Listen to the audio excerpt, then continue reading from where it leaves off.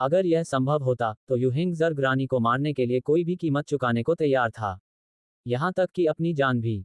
ठीक अपने पिछले जीवन की तरह उसने राजा की हत्या के मिशन को लेने और जर्ग रानी के साथ मिलकर मरने के लिए मेकमैक चलाने में कोई संकोच नहीं किया था। जब तक बलिदान सार्थक था, यूहिंग को किसी बात का डर नहीं था।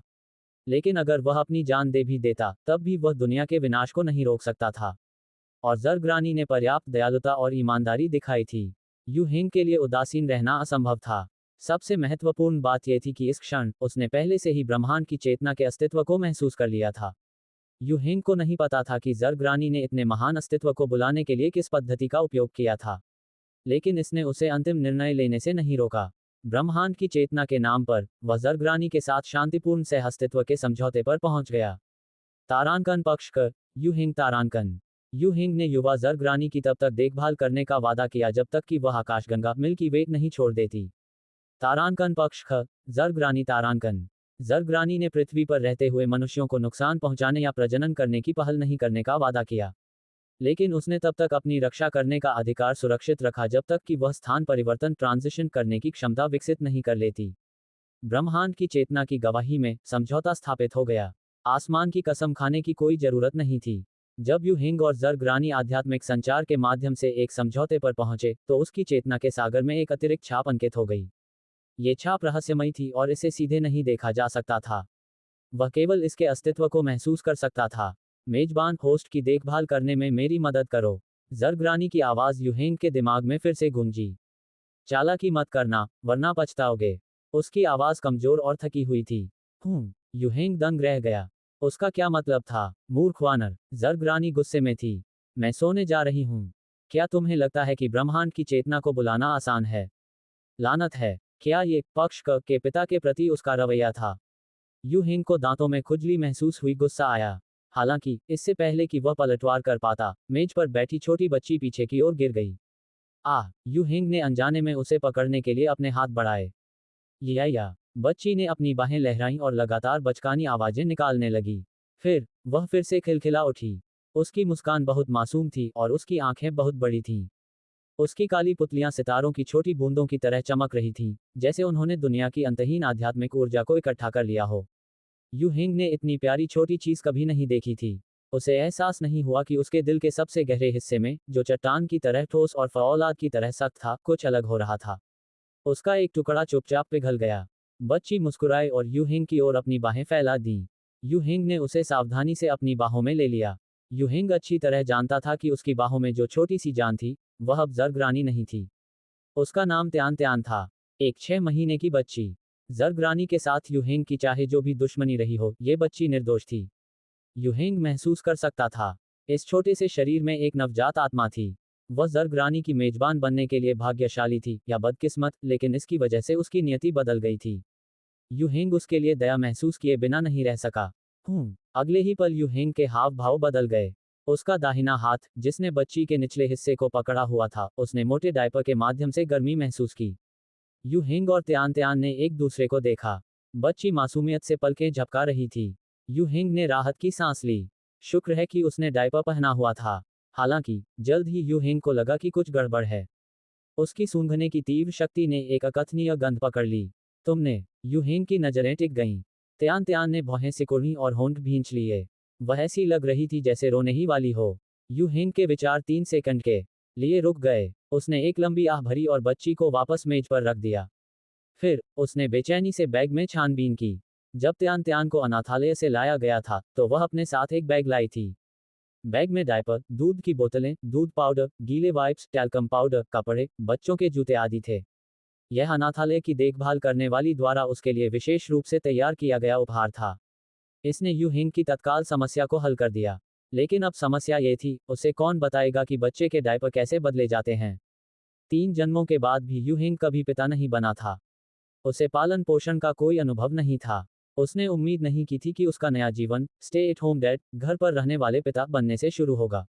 यूहिंग को एक नया डायपर मिला और उसने संबंधित वीडियो खोजने के लिए तुरंत इंटरनेट का सहारा लिया। सर्वशक्तिमान इंटरनेट की बदौलत, वहां हर तरह के ट्यूटोरियल थे। सबसे पहले, पहला कदम। यूहिंग ने बच्ची का डायपर खोला। पल भर में, उसे देखने और सूंघने, दोनों इंद्रियों से दोहरा झटका लगा। कोई बात नहीं। यू हिंग इसे सहन कर सकता था। ये कुछ भी नहीं था।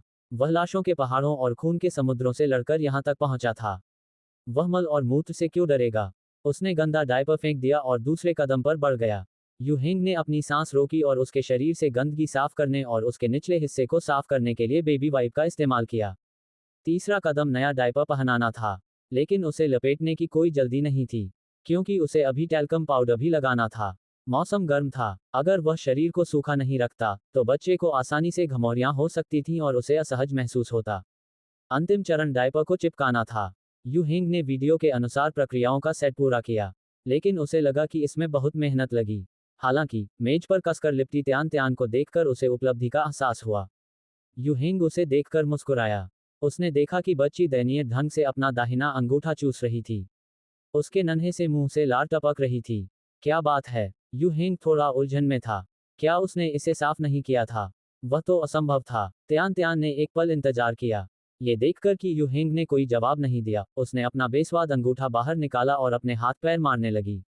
या। यू हिंग अवाक था। इसका अनुवाद करने में उसकी मदद कौन कर सकता था? उसे अचानक लगा कि जर्ग रानी से निपटना इससे आसान था। कम से कम वे संवाद तो कर सकते थे। अब यह एक मुर्गे की बत्तख से बात करने जैसा था। उसे बस अंदाजा लगाना था। त्यान त्यान और भी जोर से चिल्लाई। क्या ऐसा हो सकता है कि वह भूखी हो? यू हिंग के दिमाग में अचानक बिजली कौंधी। वह अचानक समझ गया। उसने जल्दी से फिर से बैग खंगाला। उसे दूध की बोतल और दूध पाउडर मिला। ये बहुत व्यवस्थित था। समस्या ये थी कि दूध पाउडर कैसे बनाया जाए। यू हिंग केवल अपने फोन से मदद मांग सका। तारांकन, दूध पाउडर बनाने से पहले हमें हाथ धोने चाहिए। तारांकन। ये सरल था। यू हिंग तुरंत हाथ धोने के लिए रसोई की ओर भागा। तारांकन अगला, उबलते पानी को लगभग 40 डिग्री सेल्सियस तक ठंडा करें। फिर तुरंत पानी को दूध की बोतल में डालें। तारांकन, उबलता पानी। घर में उबलता पानी नहीं था, और इसे लगभग 40 डिग्री सेल्सियस तक ठंडा करना था। थर्मामीटर कहाँ था? लानत है। उलझन के एक क्षण के बाद यू हिंग को अचानक कुछ एहसास हुआ। जब उसने जर्ग रानी के साथ समझौते पर हस्ताक्षर किए थे, तब एक बहुत लंबे समय के लिए उसे एक स्टे एट होम डैड बनना होगा और इसी तरह के काम दोहराने होंगे। यू हिंग का एक ट्रिलियन क्षमता वाला एंटीमेटर बम उसकी इच्छाशक्ति को नष्ट नहीं कर सका था। पर अचानक वहां ढहने के लक्षण दिखाई देने लगे थे। आखिरकार वह आजाद था। टोकरी में गहरी नींद सो रही बच्ची को देखकर यू हिंग ने राहत की सांस ली। त्यान त्यान ने अभी अभी दूध की एक बोतल खत्म की थी। उसने एक छोटी सी डकार भी ली। उसने अपनी आंखें बंद कर लीं और अपने होंठ ऐसे सिकुड़े जैसे वह अभी भी स्वाद ले रही हो। उसके लाल चेहरे पर एक हल्की मुस्कान थी। वह गहरी नींद में सो रही थी। यू हिंग को ऐसा महसूस हुआ जैसे उसने अभी अभी कोई युद्ध समाप्त किया हो। लेकिन ये राहत केवल अस्थायी थी। उसे अभी भी उदासी के साथ दूध की बोतल धोनी थी। एकदम नए स्टे एट होम डैड के रूप में यू हिंग को अभी भी बहुत कुछ सीखना बाकी था। भविष्य की तो कल्पना करना ही मुश्किल था। वास्तव में सच्ची राहत पाने के और भी तरीके थे। उदाहरण के लिए, एक नानी रखना। यू हिंग के पास अब करोड़ों की संपत्ति थी। नानी रखना तो दूर, वह 10 नन्नियां रखने का खर्च भी उठा सकता था। लेकिन समस्या ये थी कि उसके पास एक बहुत बड़ा रहस्य था। त्यान त्यान के साथ भी यही बात थी। अगर घर में कोई अतिरिक्त नानी होती तो न केवल यह असुविधाजनक होता, बल्कि यह कहना भी मुश्किल था कि क्या दुर्घटनाएं हो सकती हैं। यू हिंग यही नहीं देखना चाहता था। ऐसी स्थिति में जहां पूर्ण सुरक्षा की गारंटी नहीं दी जा सकती थी और संभावित परेशानियों से बचने के लिए उसने फिलहाल बच्चे की देखभाल के लिए नानी रखने का विचार त्याग दिया। खुद पर विश्वास करो। यू हिंग ने अपना मूड ठीक किया और अपना फोन निकाला। उसने सबसे पहले ऑनलाइन बुक स्टोर में लॉग इन किया और पालन पोषण पेरेंटिंग से संबंधित किताबें खोजीं। एनसाइक्लोपीडिया ऑफ पेरेंटिंग खरीदी। Guide to newborn and infant care ये भी खरीदी। Breast stimulation massage video version, यह क्या बकवास है। Gold brand confinement nanny teaches you postpartum care, इसकी जरूरत नहीं है। यू हिंग ने एक बार में शिशु देखभाल पर 4-5 किताबें खरीदी। आधिकारिक इलेक्ट्रॉनिक संस्करण। आधिकारिक संस्करण का समर्थन करना उसका कर्तव्य था। पिता बनने की शिक्षण सामग्री का इंतजाम करने के बाद उसने ऑनलाइन शॉपिंग प्लेटफॉर्म खोला। डायपर, दूध पाउडर, बेबी वाइप्स, जूते, कपड़े, खिलौने। यू हिंग ने बहुत सारी चीजें चुनी और उन्हें शॉपिंग कार्ट में डाल दिया। ये सभी बच्चों को पालने के लिए दैनिक जरूरत की चीजें थीं। जब तक वह पर्याप्त स्टॉक जमा नहीं कर लेता, उसे चैन नहीं मिलने वाला था। नया पिता बना यू हिंग इन चीजों के बारे में ज्यादा नहीं जानता था, इसलिए उसने बड़े ब्रांड और ऊंचे दाम वाली चीजें चुनी। वह इस सिद्धांत को किसी भी और से बेहतर समझता था कि जितना गुड़ डालोगे उतना ही मीठा होगा। उसके पास इस थोड़े से पैसे की कोई कमी नहीं थी। अंत में जब भुगतान की बारी आई तो यू हिंग अपनी आह नहीं रोक सका। घर पर रहकर बच्चा पालना आसान नहीं था। जैसे ही वह सोच रहा था, उसे अचानक बेडरूम से हलचल सुनाई दी। यू हिंग ने तुरंत माउस छोड़ा और वहां पहुंचा। उसने देखा कि त्यान त्यान किसी समय जाग गई थी और उठकर सोने वाली टोकरी के किनारे पर झुकने की कोशिश कर रही थी। या। जब यू हिंग बेडरूम में भागा तो बच्ची ने अपनी पूरी ताकत लगाकर उसकी ओर हाथ फैलाए। टोकरी एक तरफ झुक गई और ऐसा लग रहा था कि गाड़ी पलटने ही वाली है। यू हिंग की नजरें तेज और हाथ फुर्तीले थे। वह झुका और उसे गोद में उठाने के लिए हाथ बढ़ाया। बच्ची को लगा कि यू हिंग उसके साथ खेल रहा है, इसलिए वह तालियां बजाने लगी और खिलखिला उठी। यू हिंग अपनी दो छोटी बहनों के बारे में सोचे बिना नहीं रह सका। जिनक्सुआन और जिन्युए, उसकी बहनें त्यान त्यान से केवल कुछ ही महीने बड़ी थीं। वे भी उतनी ही प्यारी थीं। यू हिंग खुद को उसके गाल चूमने से नहीं रोक सका। उसमें से दूध जैसी महक आ रही थी। अचानक हुए इस हमले से त्यान त्यान ने पलकें झपकाईं और वह थोड़ी उलझन में लग रही थी। फिर उसकी आंखें खुशी से मुड़ गईं। उसने अपने नन्हे हाथ से यू हिंग का मुंह खींचने की कोशिश की। वह और भी खुशी से मुस्कुराए। इसने अनजाने में यू हिंग के दिल को भी पिघला दिया। उसने त्यान त्यान को अपने बिस्तर पर लिटा दिया। एक बड़ी दुनिया पाकर बच्ची चादर पर 2 बार लुढ़की और अपने हाथ पांव मारते हुए रेंगने लगी। उसकी हरकतें काफी फुर्तीली थीं। यू हिंग बिस्तर के किनारे बैठ गया और उसे बिस्तर के एक सिरे से दूसरे सिरे तक रेंगते हुए देखता रहा। फिर वह दूसरे सिरे से वापस सिरहाने की ओर आए। अंत में शायद वह रेंगते हुए थक गई थी। उसने खुद को उसकी गोद में डाल दिया, अपना सिर झुकाया और आंखें बंद कर लीं। वह फिर से सो गई। सच में क्या जादुई जीव है। यू हिंग ने धीरे से बच्ची को उठाया और उसे सीधा किया ताकि वह बिस्तर पर आराम से सो सके।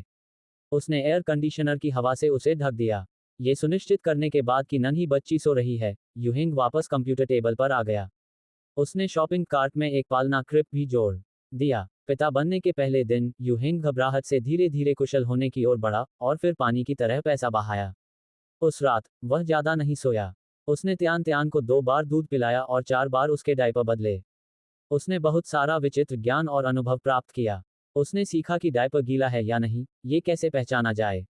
उसने अपने हाथों से छूकर यह पता लगाने के कौशल में भी महारत हासिल कर ली कि वहां गंदगी पूप है या नहीं। अगले कुछ दिनों में त्यान त्यान धीरे धीरे अपने नए घर के जीवन में ढल गई। यू हिंग ने ऑनलाइन जो सामान ऑर्डर किया था, वह एक एक करके आने लगा, जिससे उसके पास अपने नए खिलौने और एक नया बिस्तर हो गया। फिर उसके सोने का समय काफी बढ़ गया। इससे यू हिंग को आखिरकार अपने काम करने के लिए अधिक समय मिल गया। उदाहरण के लिए, मैकेनिकल वर्कशॉप की निर्माण योजना, जो लंबे समय से रुकी हुई थी, उसे फिर से एजेंडे में लाया गया। आखिरकार यू हिंग का जीवन हमेशा एक बच्ची के इर्द गिर्द नहीं घूम सकता था। आधे महीने में वह हाई स्कूल में होगा। समय हाथ से निकलता जा रहा था। यह उल्लेख करना उचित है कि यू हिंग ने एक नया कौशल प्राप्त किया था। ये पिता बनने वाला कौशल नहीं था, बल्कि सियोनिक स्नग प्रकार का एक सक्रिय कौशल था। ये कौशल यू हिंग के मानसिक संवर्धन, मेंटल एनहांसमेंट सुपर टैलेंट से नहीं आया था। इसका जन्म बहुत ही अप्रत्याशित था। उस दिन यू हिंग ने जर्ग रानी की असली ताकत का पता लगाने की कोशिश में उस पर फिर से हमला किया था। अंत में जर्ग रानी ने उस पर जवाबी हमला कर दिया। उस समय यू हिंग ने जर्ग रानी के थॉट पियर्सिंग विचार भेदन को तो सहन कर लिया, लेकिन उसने उस ड्रैगन टाइगर पेपरवेट को खो दिया जो उसने कुछ ही समय पहले प्राप्त किया था। उसकी पहली रहस्यमयी वस्तु मिस्टिकल आइटम। यू हिंग को इसके लिए बहुत दुख हुआ। फिर यू हिंग ने देखा कि उसने वास्तव में अगले कुछ दिनों में एक नया कौशल प्राप्त कर लिया है। उसने इस सियोनिक कौशल का नाम रखा तारांकन सत्य दृष्टि ट्रू साइट तारांकन तारांकन। एक बार सक्रिय होने के बाद, ये भ्रम को तोड़ सकता था और सच्चाई देख सकता था, मानसिक भ्रम का विरोध कर सकता था और मन को शांत रख सकता था। ये दुनिया की सच्चाई भी देख सकता था। यू हिंग ने निष्कर्ष निकाला कि यह उस ड्रैगन टाइगर पेपरवेट से संबंधित था जो पहले ही नष्ट हो चुका था। वास्तव में सुपर लोगों के लिए रहस्यमयी वस्तुओं की शक्ति का उपयोग करके कौशल को समझना बहुत आम था। हालांकि शर्त यह थी कि वस्तु का अनुनाद रेजोनेंस होना चाहिए। यू हिंग और उस पेपरवेट का अभी तक अनुनाद नहीं हुआ था, इसलिए वह वास्तव में इसकी शक्ति का प्रदर्शन नहीं कर सका था। हालांकि उसने एक ऐसा सियोनिक कौशल सीख लिया था जो इससे निकटता से जुड़ा था। कहा जा सकता है कि उसे इससे कुछ हासिल हुआ था। फिर भी यू हिंग थोड़ा शर्मिंदा था। वह अपने पिछले जीवन में एक स्तर 9 के मैकेनिक मास्टर थे और इस जीवन में उन्होंने एक शीर्ष स्तर की सुपर प्रतिभा मशीनरी एफिनिटी जागृत की थी। अंत में उन्होंने पहले 2 सियोनिक कौशल सीख लिए थे। क्या यह अजीब नहीं था? समस्या ये थी कि यू हिंग के पास सियोनिक एनर्जी क्लास की साधना में बहुत अधिक ज्ञान और अनुभव नहीं था। मैकेनिक क्लास उसका सबसे मजबूत पक्ष था। प्राथमिकताओं के उलटने से बचने के लिए मशीनरी वर्कशॉप का निर्माण बहुत जरूरी था। भारी मात्रा में धनराशि स्थानांतरित की गई। सीएनसी मशीनिंग सेंटर सहित कई मुख्य उपकरणों का ऑर्डर दे दिया गया। हालांकि परिवहन से लेकर स्थापना तक अभी भी कुछ समय लगेगा। यू हिंग ने अस्थायी रूप से अपना ध्यान वापस बच्ची पर केंद्रित किया। ताइजियांग नंबर 1 स्कूल शुरू होने में अब केवल कुछ ही दिन बचे थे। उसे त्यान त्यान के शरीर में जर्ग रानी के जागने का कोई संकेत नहीं मिला। दूसरा पक्ष ऐसा लग रहा था जैसे लंबी नींद में सो गया हो। यू हिंग उसकी आभा और महसूस नहीं कर पा रहा था। यू हिंग नहीं जानता था कि यह अच्छी बात है या नहीं, लेकिन चाहे जो भी हो, जीवन को तो आगे बढ़ना ही था। 29 अगस्त, हाई स्कूल शुरू होने में अभी भी 3 दिन बाकी थे। दोपहर में यू हिंग ने लियांग कुन को फोन किया। भाई कुन, मुझे एक चीज में तुम्हारी मदद चाहिए। उसे हकीकत के सामने झुकना पड़ा। यू हिंग को यह स्वीकार करना पड़ा कि उसने स्टे एट होम डैड, घर पर रहने वाले पिता होने की कठिनाई को पूरी तरह से कम करके आंका था। पिछले कुछ दिनों में वह मूल रूप से ज्यादा बाहर नहीं निकला था। जर्ग रानी गहरी नींद में सो गई थी और वह नहीं जानता था कि वह कब जागेगी। किसी भी दुर्घटना से बचने के लिए यू हिंग त्यान त्यान को घर पर अकेला नहीं छोड़ सकता था। हालांकि छोटी लड़की केवल 6 महीने की थी, लेकिन उसके रेंगने क्रॉलिंग की क्षमता पहले से ही अधिकतम स्तर पर पहुंच गई थी।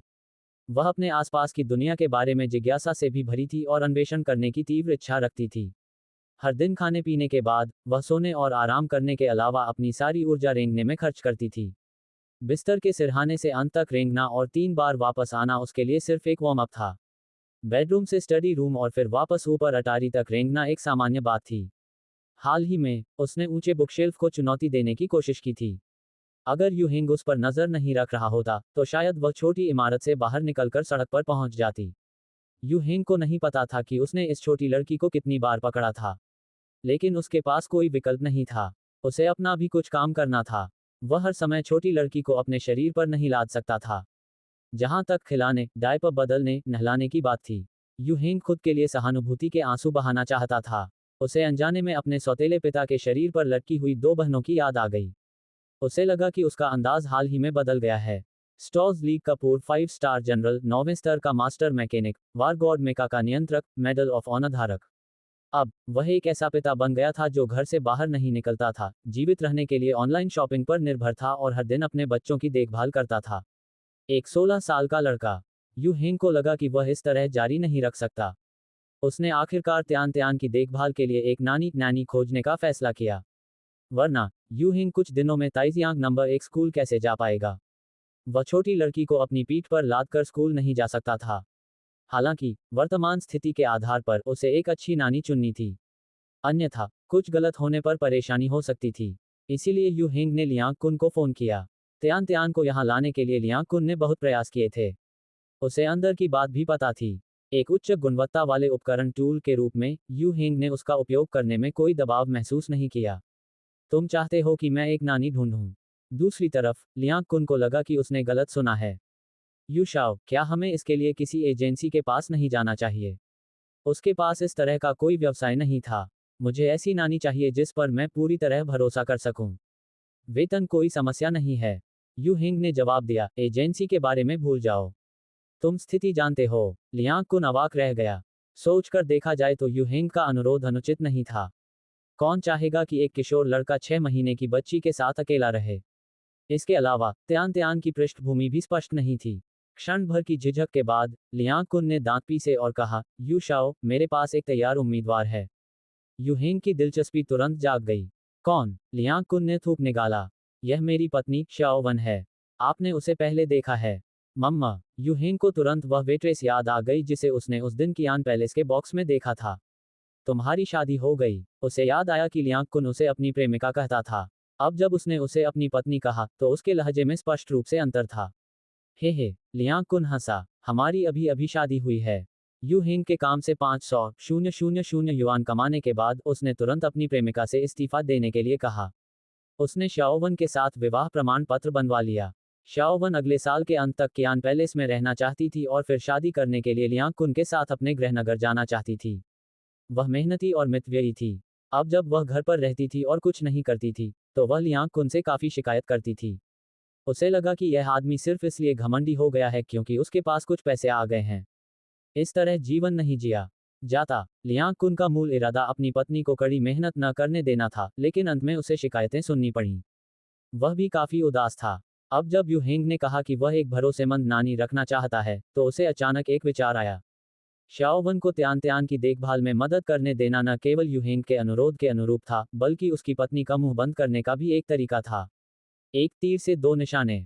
इसके अलावा लियांग कुन का एक ऐसा विचार भी था जिसका उसने कभी किसी और से जिक्र नहीं किया था। वह ताइजियांग में एक घर खरीदना चाहता था। हालांकि उसके गृह नगर में घर सस्ते थे और वह पूरी रकम जुटाकर एक घर ले सकता था। लेकिन चाहे वह विकास की संभावना हो या आर्थिक और शैक्षिकी स्तर, वह प्रांतीय राजधानी से बहुत दूर था। सबसे महत्वपूर्ण बात यह थी कि लियांग कुन कई सालों से ताइजियांग में रह रहा था और काम कर रहा था, और वह यहाँ के माहौल से परिचित था। वह जाने के लिए बहुत इच्छुक नहीं था। हालांकि ताइजियांग में आवास की कीमतें बहुत अधिक थीं। भले ही वह बाहरी रिंग में एक छोटा घर खरीदना चाहता हो, लेकिन डाउन पेमेंट कम नहीं था। लियांग कुन को लगा कि अगर वह अपने लक्ष्य को प्राप्त करना चाहता है, तो उसे यूहिंग का साथ मजबूती से पकड़ना चाहिए। इसलिए उसने बहुत उत्साह के साथ शाओवन की सिफारिश की। आप मेरी पत्नी के चरित्र के बारे में निश्चिंत रह सकते हैं। वह बच्चों को बहुत पसंद करती है। वह पहले एक दोस्त के बच्चे की देखभाल करने में मदद करती थी। यूहिंग मान गया। तुम अभी कहाँ हो? मैं मार्शल आर्ट सेंटर में हूँ। लियांग कुन ने जल्दी से जवाब दिया, मैं अभी शाओवन को फोन करता हूँ। मैं उसे आपसे मिलाने के लिए ले आऊंगा। इतनी परेशानी की जरूरत नहीं है।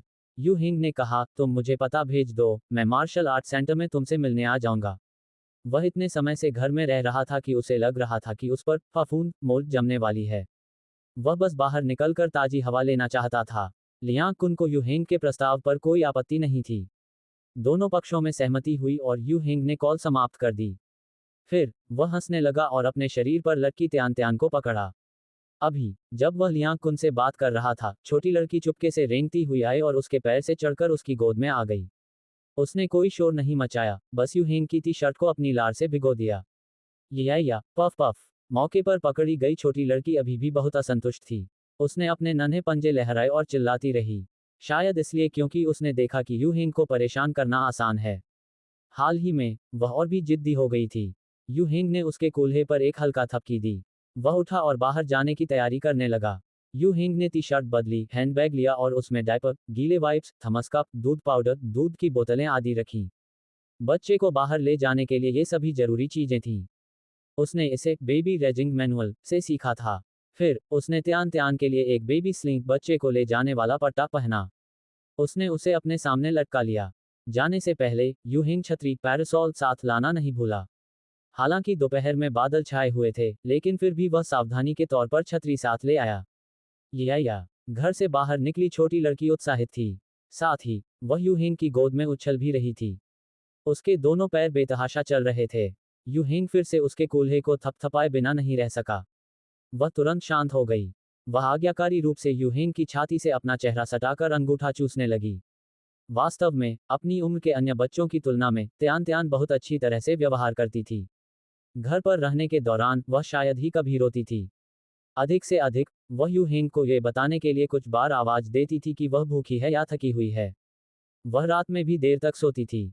अगर ऐसा ना होता, तो यूहिंग लियांग कुन को फोन करने के लिए अब तक इंतजार नहीं करता। गली से बाहर निकलकर वह सड़क के किनारे गया और दीदी एक्सप्रेस बुलाई। वह उस मार्शल आर्ट स्कूल की ओर चल दिया जहां लियांग कुन था। तायान मिडिल रोड, वानलियन मॉल। यूहिंग अभी अभी दीदी एक्सप्रेस से उतरा ही था कि उसने मॉल के प्रवेश द्वार पर लियांग कुन को खड़े देखा। यूशाओ। लियांग कुन ने भी यूहिंग को देख लिया और तुरंत उसका अभिवादन करने के लिए आगे बढ़ा। हालांकि उसकी आंखों में एक अजीब सा भाव था, क्योंकि इस समय यूहिंग का रूप उसकी यादों वाले यूशाओ से बिल्कुल अलग था। भले ही यूहिंग छोटा था, लेकिन लियांग कुन ने उसे कभी बच्चा नहीं समझा था। यूहिंग में उसे परिपक्वता, शांति और एक ऐसी ताकत दिखाई देती थी जो साधारण किशोरों से बिल्कुल अलग थी। लियांग कुन के मन में यूहिंग के लिए श्रद्धा का भाव भी था। लेकिन अब यूहिंग के हाथ में एक बेबी बैग था और गोद में एक छोटी बच्ची। वह बिल्कुल एक स्टे एट होम डैड की तरह दिख रहा था, और वह भी बहुत कम उम्र का। यूहिंग को अपनी भावनाओं का पता न चलने देने के लिए लियांग कुन ने जल्दी से छोटी बच्ची का अभिवादन किया। त्यान त्यान, हम लंबे समय से नहीं मिले हैं, हे। नतीजतन त्यान त्यान ने तुरंत अपना सिर घुमा लिया और यूहिंग से चिपक गई। उसके नन्हे हाथों ने यूहिंग की टी शर्ट को मजबूती से पकड़ लिया। उसने इस आदमी को पूरी तरह नजरअंदाज कर दिया। लियांग कुन ने शर्मिंदगी में अपनी नाक रगड़ी, तुम अंकल को नहीं पहचानती। उसने ऐसा कहा जैसे वे बहुत परिचित हों। यू हिंग को लगा कि आज लियांग कुन कुछ ज्यादा ही नाटक कर रहा है। शाओवन दीदी कहाँ हैं? ओह, लियांग कुन ने जल्दी से जवाब दिया, वह पहले से ही यहाँ है, मैं तुम्हें वहां ले चलता हूँ।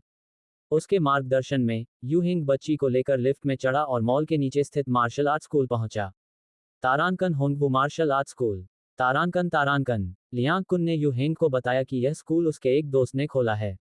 लियांग कुन की खुद भी यहाँ थोड़ी हिस्सेदारी थी। इसके अलावा वह यहाँ एक प्रशिक्षक इंस्ट्रक्टर भी था। यह मार्शल आर्ट हॉल बहुत बड़ा था, सजावट सामान्य थी। यहाँ एक जिम, एक फाइटिंग रिंग और एक बॉक्सिंग रिंग थी। चूंकि सप्ताहांत वीकेंड नहीं था और दोपहर का समय था, इसलिए अंदर अभ्यास करने वाले छात्र कम थे। यू हिंग ने एक बार फिर सू शाओवन को बॉक्सिंग हॉल के लाउंज में देखा। नमस्ते, यू शाओ। यू हिंग को देखकर सू शाओवन थोड़ा शर्मीली और घबराई हुई थी। तुरंत ही उसका ध्यान यू हिंग की गोद में बैठी त्यान त्यान की ओर खींचा। सू शाओवन को न जाने क्यों लगा कि यह बच्ची बहुत जानी पहचानी है। नमस्ते, यू हिंग ने धीरे से बच्ची को थपथपाया और मुस्कुराते हुए पूछा, शाओवन दीदी, क्या कुन भाई ने आपको सब कुछ बता दिया है? हाँ, सू शाओवन ने अपने बगल में खड़े लियांग कुन को देखा और जवाब देने की हिम्मत जुटाई। यू शाओ, हालांकि मैं पहले कभी नानी नहीं रही हूँ, लेकिन मैंने थोड़ा बहुत सीखा है। अगर आप मुझे यह अवसर देने के इच्छुक हैं तो मैं उसकी देखभाल करने की पूरी कोशिश करूंगी। इससे पहले लियांग कुन ने उसे विशेष रूप से बताया था कि यू हिंग कोई साधारण व्यक्ति नहीं है और बहुत उदार है। सू शाओवन वास्तव में ये काम करना चाहती थी। बहुत अच्छा। अनुभव की तुलना में यू हिंग दूसरे व्यक्ति के चरित्र को अधिक महत्व देता था। उसे लगा कि सू शाओवन एक अच्छी इंसान है। आपके काम का समय अस्थायी रूप से सुबह 6 बजे से शाम 6 बजे तक तय किया गया है। रात की देखभाल मैं खुद करूंगा। जहां तक वेतन की बात है, मैं आपको प्रति माह 10,000 युआन दूंगा। अगर आपको ओवरटाइम काम करने की जरूरत पड़ी तो मैं आपको अतिरिक्त दूंगा। आप क्या सोचती हैं? यू हिंग ने भविष्य में स्कूल जाने के समय को ध्यान में रखते हुए ये निर्णय लिया था। इसके अलावा ताइजियांग नंबर 1 स्कूल शुरू होने के बाद उसने नाइट सेल्फ स्टडी, रात की पढ़ाई के लिए न जाने का आवेदन करने की योजना बनाई थी। सू शाओवन चौंक गई, ये तो बहुत ज्यादा है। वह कियान पैलेस में एक वेट्रेस के रूप में कड़ी मेहनत करती थी, हर दिन देर रात तक चाय पानी परोसती थी। उसका वेतन यू हिंग के प्रस्ताव से भी कम था। हालांकि आज नन्नियों का वेतन आमतौर पर कम नहीं होता, लेकिन वह अभी भी नहीं थी। यू हिंग मुस्कुराया, तो ये तय रहा। बेशक वह जानता था कि उसका प्रस्ताव थोड़ा अधिक है, लेकिन त्यान त्यान की स्थिति साधारण बच्चों से अलग थी। लियांग कुन ने सू शाओवन की ओर आंख मारी। सू शाओवन शर्मा गई। धन्यवाद, यू शाओ। यू हिंग ने हाथ हिलाया। सू शाओवन ने एक पल के लिए झिझकते हुए पूछा, यू शाओ, क्या मैं अब उसे गोद में ले सकती हूँ? वह जल्द से जल्द अपने काम से परिचित होना चाहती थी। वह यू हिंग के ऊंचे वेतन को बर्बाद नहीं करना चाहती थी। यू हिंग खुश हुआ, बिल्कुल। यू हिंग ने पट्टियां खोली और त्यान त्यान को सू शाओवन को सौंप दिया। छोटी लड़की को समझ नहीं आया कि क्या हो रहा है और उसने सहज रूप से अपने पैर सिकोड़ लिए। उसकी बड़ी आंखों में उलझन का भाव था। अगले ही पल उसे एक गर्म और नर्म आलिंगन मिला। साथ ही वह एक जानी पहचानी खुशबू से घिर गई। उसकी चढ़ी हुई भौहें तुरंत शांत हो गईं और सिकोड़ा हुआ मुंह मुस्कान में बदल गया। उसने सू शाओवन की ओर ऊपर देखा। यी।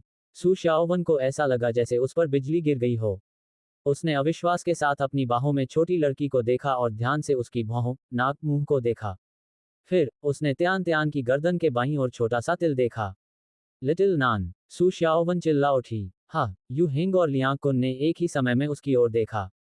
त्यान त्यान को पकड़े हुए सू शाओवन के हाथ थोड़े कांप रहे थे। ये लिटिल नान है। सही बात है, ये कैसे? वह इतनी उत्साहित थी कि ठीक से बोल भी नहीं पा रही थी। सू शाओवन ने उसे पहली नजर में नहीं पहचाना था, क्योंकि कुछ महीने पहले लिटिल नान बहुत दुबली और कमजोर थी। उसकी त्वचा पीली और बीमार थी और उसकी शारीरिक स्थिति काफी खराब थी। लेकिन अब त्यान त्यान गोरी और कोमल थी, बहुत सुंदर और प्यारी दिख रही थी। वह बिल्कुल अलग लग रही थी। लेकिन करीब से देखने पर उसने उसके शरीर की विशेषताएं पहचान लीं। सू शाओवन को आखिरकार पता चल गया कि उसे उसके साथ अपनेपन का एहसास क्यों हो रहा था। अहम। लियांग कुन ने जल्दी से 2 बार खांसा। शाओवन, क्या तुमने त्यान त्यान को पहले देखा है? सू शाओवन कड़वाहट से मुस्कुराई, क्या तुम्हें अभी भी लिली याद है? ये लिली की बेटी है। मैं लिली की मदद करती थी इसकी देखभाल करने में। ये वास्तव में एक संयोग था। लियांग कुन को निश्चित रूप से लिली याद थी। वह ये भी जानता था कि उसकी पत्नी के उसके साथ अच्छे संबंध थे। लेकिन लियांग कुन को यह उम्मीद नहीं थी कि त्यान त्यान को लिली ने ही छोड़ा था। वह यू हिंग की ओर देखे बिना नहीं रह सका। यू हिंग शांत दिखा। त्यान को मेरे चाचा ने एक चैरिटी अनाथालय से गोद लिया था। विदेश में मेरे चाचा के व्यवसाय में कुछ समस्याएं थीं, इसलिए उन्होंने मुझसे कुछ समय के लिए उसकी देखभाल में मदद करने को कहा। यू हिंग और लियांग कुन ने बात करते समय एक दूसरे की ओर देखा। लियांग कुन चुपचाप सब समझ गया। वह बहुत खुश था कि उसने सू शाओवन से पहले ज्यादा कुछ नहीं कहा था, वरना पोल खुल जाती। वास्तव में यू हिंग की कहानी में झोल था, लेकिन सू शाओवन ने जाहिर तौर पर इतना नहीं सोचा। लिली ने मुझे बताया था कि उसने शाओ नान लिटिल नान को गांव में अपने रिश्तेदारों के पास देखभाल के लिए भेजा है।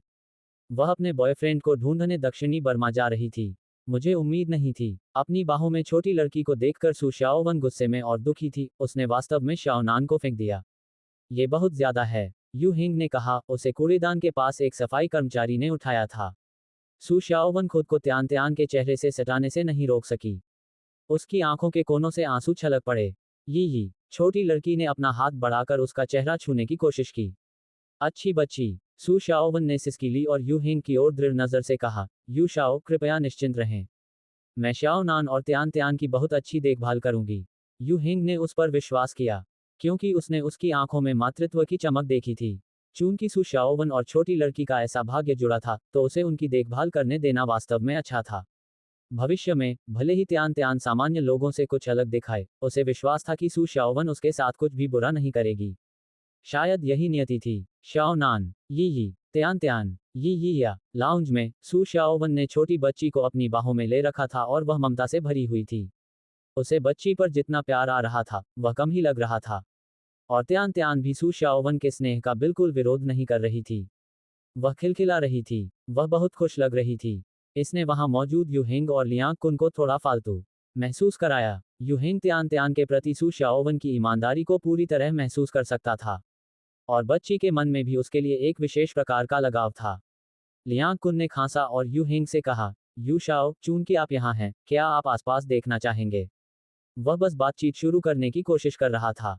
यू हिंग ने यह सुना और प्रभावित हुआ। ठीक है, मैं देखना चाहता हूँ। वह आमतौर पर घर पर लीग ऑफ स्टॉर्स बॉडी स्ट्रेंथनिंग तकनीक का अभ्यास करता था। जब वह वापस आया था, उसकी तुलना में उसकी शारीरिक फिटनेस में काफी सुधार हुआ था। हालांकि विभिन्न परिस्थितियों के कारण वह विस्फोटक विकास की अवधि पार कर चुका था और अब एक बाधा बॉटलनेक के दौर में था। हालांकि लीग ऑफ स्टॉर्स बॉडी स्ट्रेंथनिंग तकनीक को चरम तक प्रशिक्षित किया गया था, फिर भी ये लोगों को असाधारण शक्ति नहीं दे सकती थी। लेकिन यह अभ्यास करने वाले को आनुवंशिक सीमा जेनेटिक लिमिट तक पहुंचने और लंबे समय तक शरीर की चरम स्थिति बनाए रखने की अनुमति दे सकती थी। अपने पिछले जीवन में 9वें स्तर का मास्टर मैकेनिक बनने के बाद भी यू हिंग हर दिन प्रशिक्षण लेता था। इस जीवन में उसके पास लीग ऑफ स्टॉर्स तकनीक का समर्थन नहीं था, और न ही विशेष पोषण संबंधी पूरक सप्लीमेंट्स थे। यदि यू हिंग अपनी इस तकनीक में सुधार करना चाहता था, तो वह केवल मौजूदा बाहरी वस्तुओं पर ही निर्भर रह सकता था। उदाहरण के लिए, लियांग कुन का मार्शल आर्ट हॉल काफी अच्छा था। यहाँ पेशेवर फिटनेस उपकरण और पेशेवर प्रशिक्षक थे। यू हिंग पहले इसे देखना चाहता था और फिर तय करना चाहता था कि यहाँ वीआईपी कार्ड लिया जाए या नहीं। शाओवन, लियांग कुन ने जल्दी से अपनी पत्नी से कहा, मैं यू शाओ को बाहर घुमाने ले जा रहा हूँ। तुम यहीं रहो और त्यान त्यान का ख्याल रखो। सू शाओवन बहुत खुश थी। जरूर। इस प्रकार लियांग कुन के मार्गदर्शन में यू हिंग होंगवू बॉक्सिंग डोजो देखने गया। होंगवू बॉक्सिंग डोजो मुख्य रूप से छात्रों को बॉक्सिंग, मिक्स्ड मार्शल आर्ट्स, पारंपरिक मार्शल आर्ट्स, ताइक्वांडो और रक्षात्मक तकनीक सिखाता था। हालांकि सजावट साधारण थी, लेकिन सुविधाएं और उपकरण बहुत अच्छे थे। प्रशिक्षक सभी योग्य पेशेवर थे। लियांग कुन उनमें से एक था। हालांकि उसके शब्दों के अनुसार वह यहाँ केवल मदद करने के लिए था और लाभांश डिविडेंड्स में उसका छोटा हिस्सा था। यह मुख्य रूप से बॉक्सिंग डोजो के लिए ग्राहकों को आकर्षित करने के लिए था। यू शाओ, लियांग कुन ने कहा, मैं आपको एक गोल्ड कार्ड दूंगा।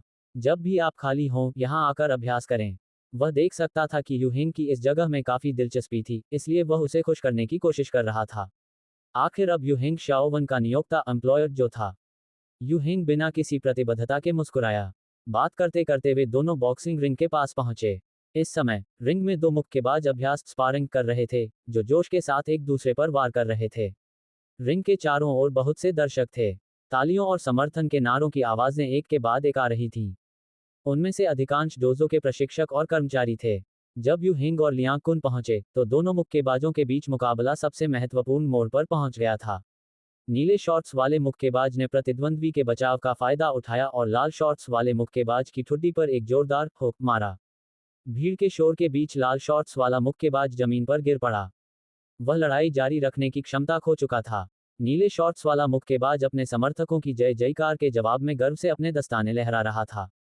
जब उसने लियांग कुन को रिंग के सामने देखा तो उसकी आंखें अचानक चमक उठीं।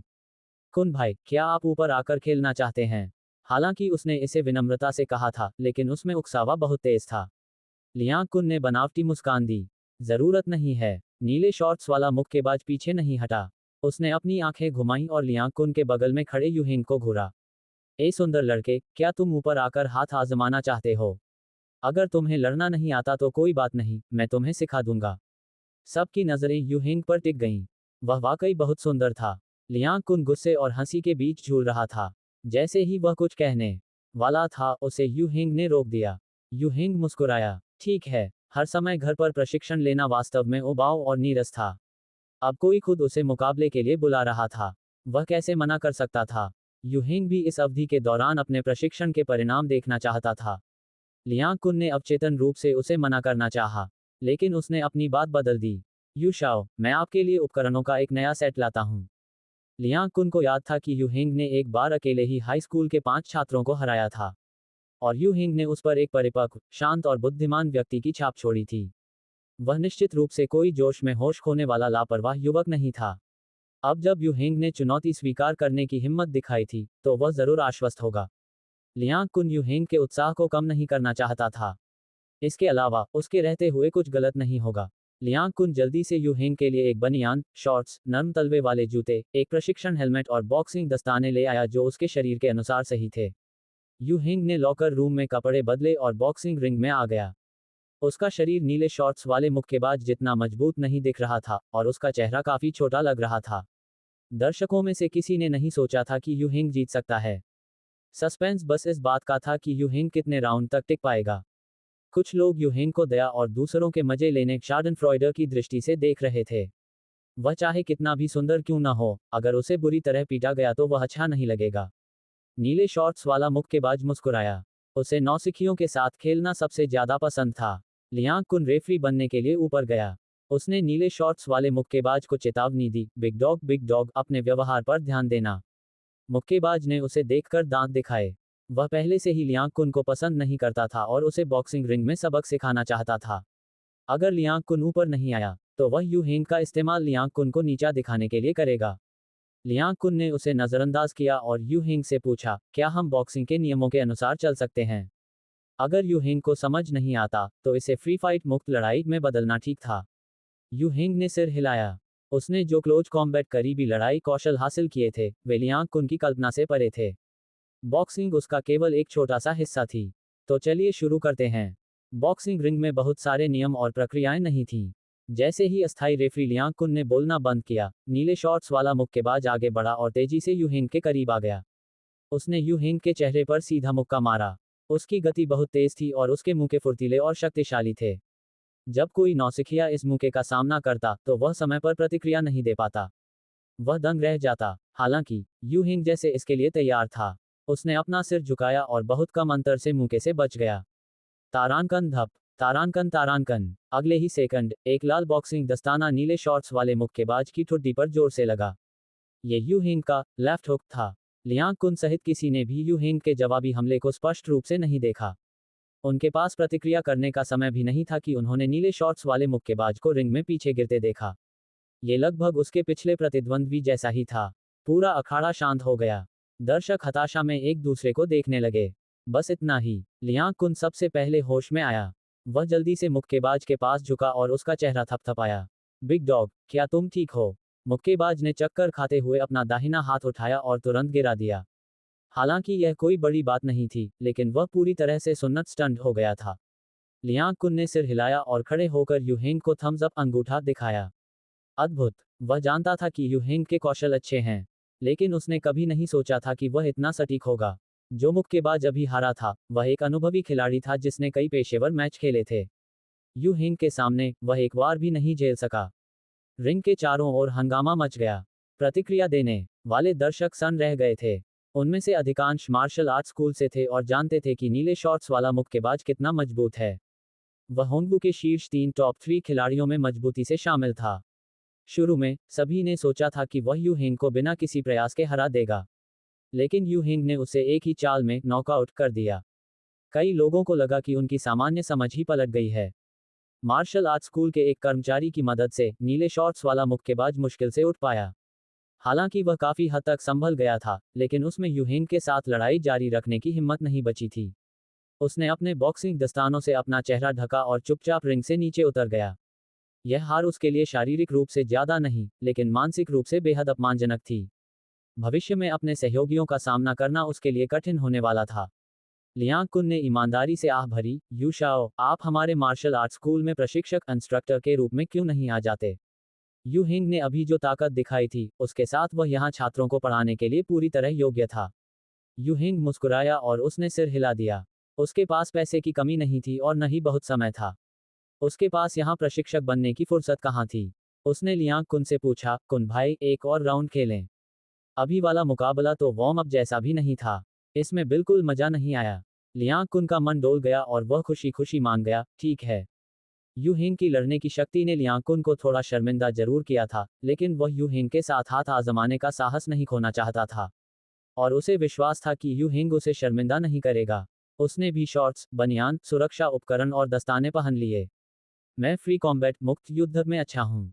लियांग कुन ने कुछ वार्म अप मूव्स किए। यू शाओ, चलिए बस कैजुअल सामान्य तरीके से खेलते हैं। वह यू हिंग को अपने स्तर का या उससे भी ऊंचे स्तर का प्रतिद्वंद्वी मान रहा था। यू हिंग ने सिर हिलाया, ठीक है। इस क्षण उन दोनों ने ध्यान नहीं दिया कि रिंग के पास कुछ और दर्शक जमा हो गए थे। उनमें से एक लंबी और खूबसूरत महिला थी। सावधान रहना। रिंग में लियांग कुन ने यू हिंग पर हमला करने की पहल की।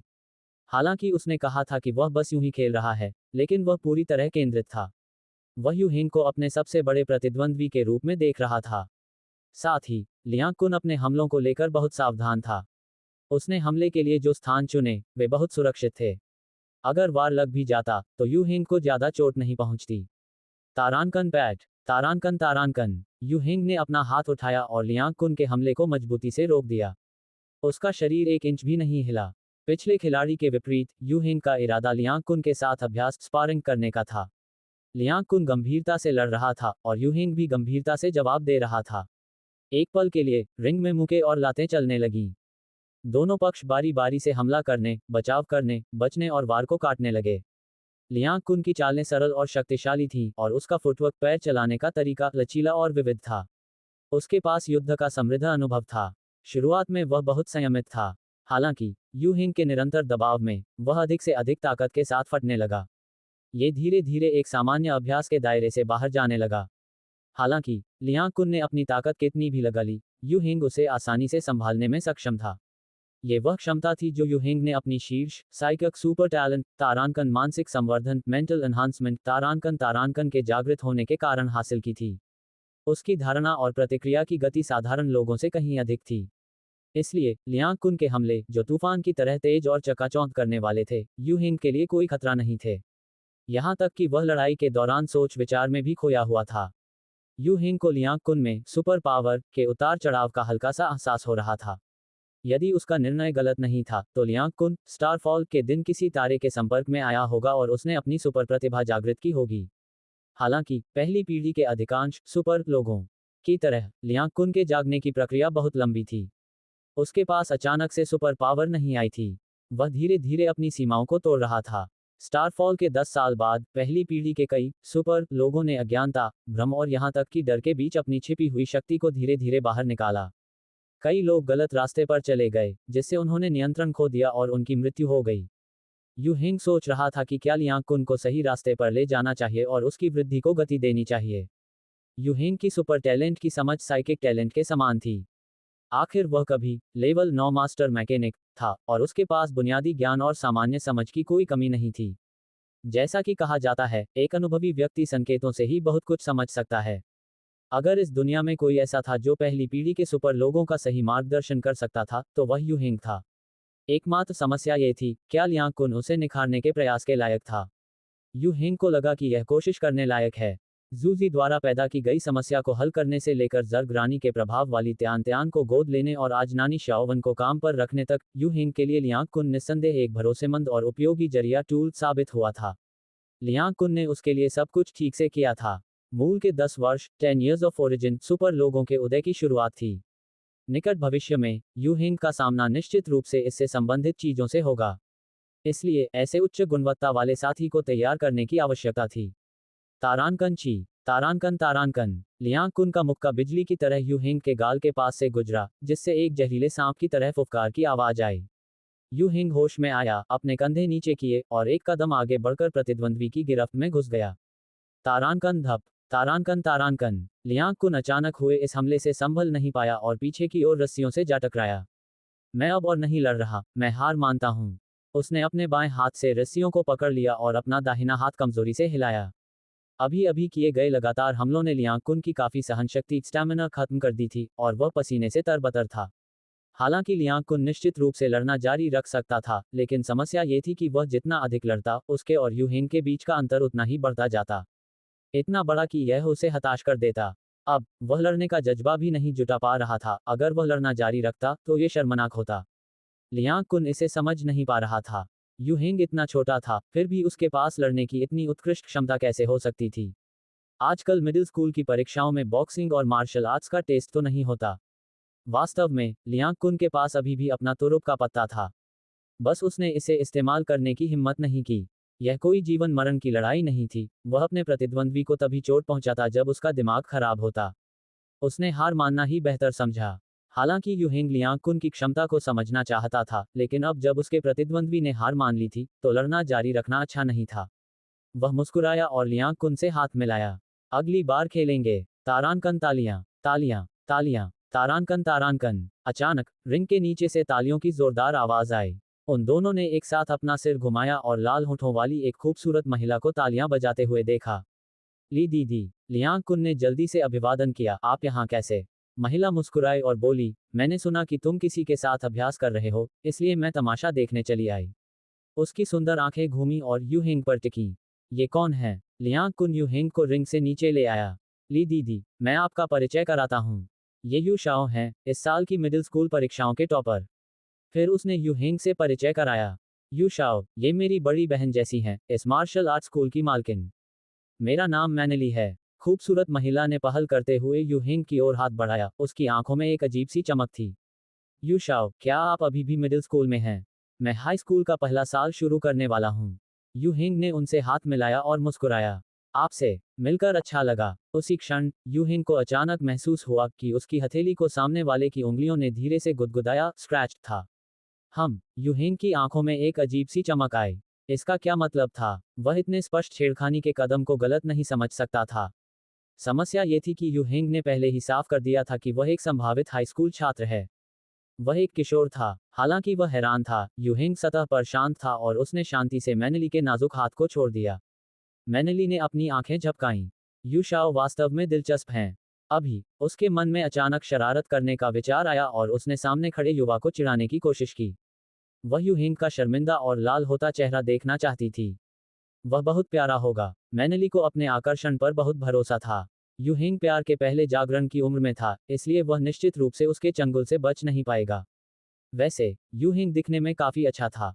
अखाड़े में उसका प्रदर्शन बहादुर और सुंदर था। अन्यथा बॉक्सिंग डोजो की खूबसूरत बॉस ये सब नहीं करती।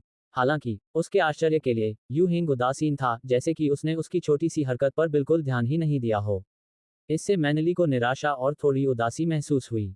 यू हिंग मुस्कुराया। बॉस मैन भी बहुत दिलचस्प हैं। मैनली ने तुरंत गौर किया कि यू हिंग की आंखों में एक अर्थपूर्ण झलक दिखाई दी। उसके दिल को अचानक सब समझ आ गया। यू हिंग बिल्कुल भी अनजान नहीं था। इसके विपरीत ये युवक सब कुछ जानता था। ये बेहद दुर्लभ था कि मैनली के खूबसूरत चेहरे पर शर्म की लाली आ गई। वह शर्मिंदा और गुस्से में थी। उसके बगल में लियांग कुन को लगा कि माहौल थोड़ा अजीब है। ली दीदी। आखिरकार मैनली कोई साधारण इंसान नहीं थी। वह तुरंत होश में आई। उसने अपना हाथ बढ़ाया और अपने सहायक असिस्टेंट द्वारा ले जाए जा रहे बैग को लिया। उसने जिपर खोला और एक उत्कृष्ट धातु कार्ड निकाला। उसने इसे यू हिंग को सौंप दिया। यू शाओ, आज आपसे मिलकर सम्मान हुआ। मुझे उम्मीद है कि जब भी आपको समय मिले, आप अक्सर यहाँ आ सकते हैं।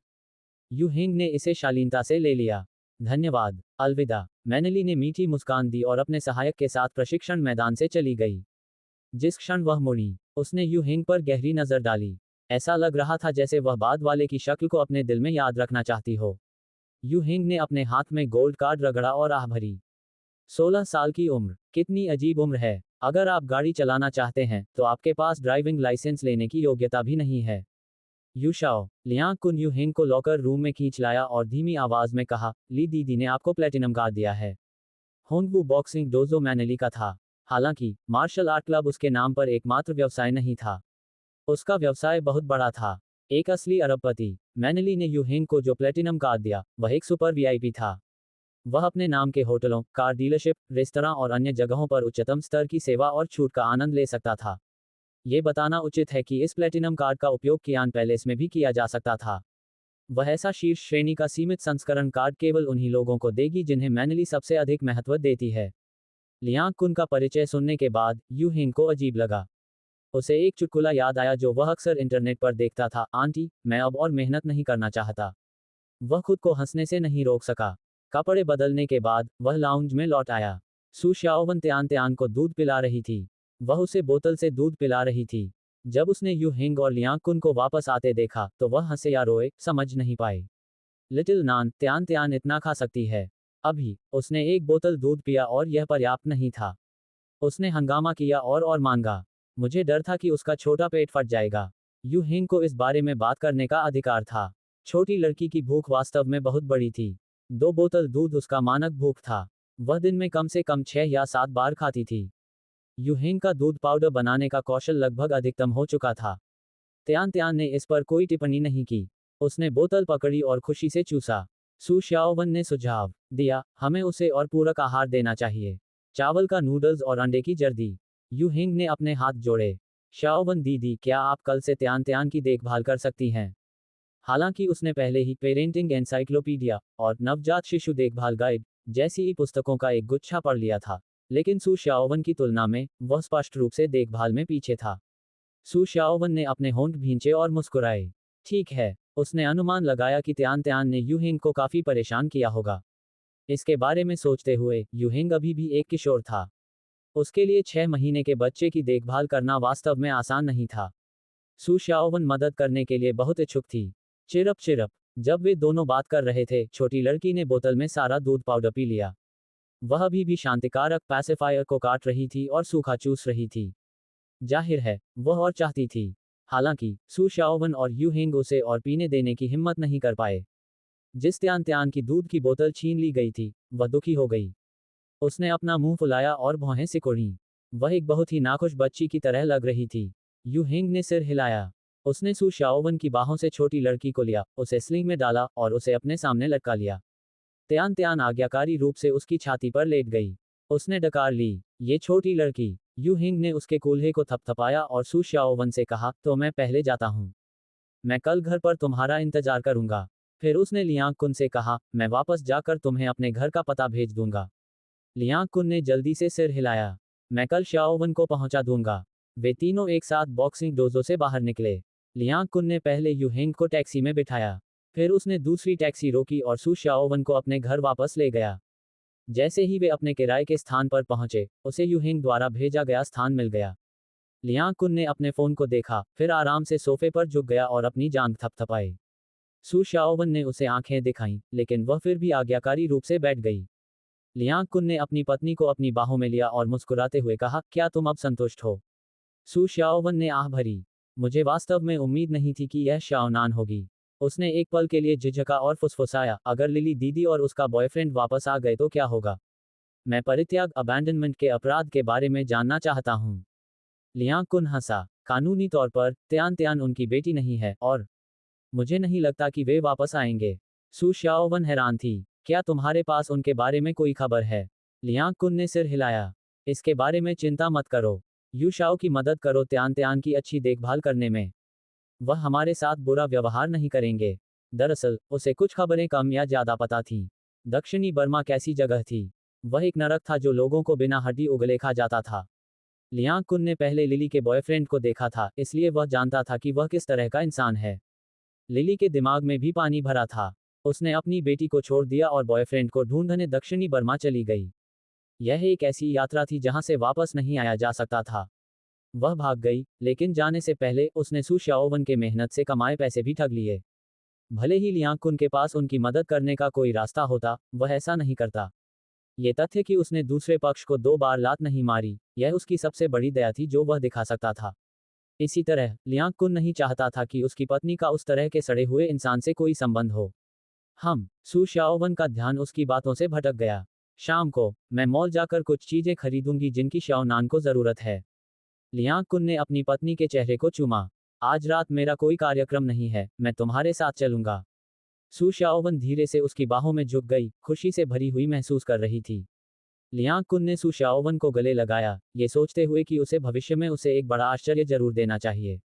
तड़के सुबह यू हिंग की नींद त्यान त्यान की तुतली आवाजों के बीच खुली। जब उसने आंखें खोलीं, तो उसने देखा कि त्यान त्यान उसके शरीर पर रेंग रही थी और उसके चेहरे पर एक नाखुश बच्ची वाले भाव थे।